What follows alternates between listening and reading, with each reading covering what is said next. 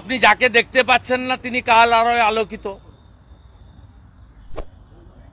এই কোম্পানির মালিকের নাম কি? 294টায় আমি প্রার্থী কে বলেন? সেই মমতা ব্যানার্জিকে যে হারিয়েছে সে কেন এই রকম একটা পুলিশ বেষ্টিত লিপস অ্যান্ড বাউন্সের চেক পাওয়ার যার হাতে, যার আমতলার প্রপার্টি হরিশ চ্যাটার্জি হরিশ মুখার্জি স্ট্রিটের প্রপার্টি ইডি ইতিমধ্যে বাজেয়াপ্ত করেছে, তার সম্পর্কে আমি বলতে যাব কেন? ভাইপোর পরিচিতি কি? তিনি পিসির ভাইপো।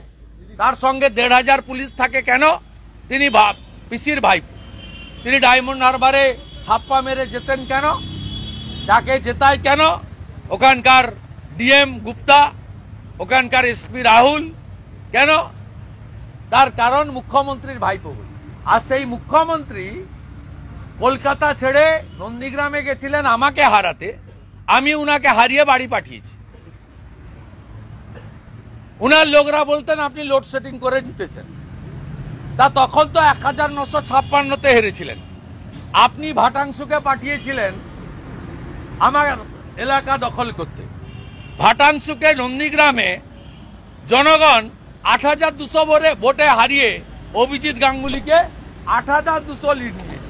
4 গুণ ভোট বাড়িয়েছি আমি। তাই বাছুরদের সম্পর্কে আমি বেশি কথা বলি না।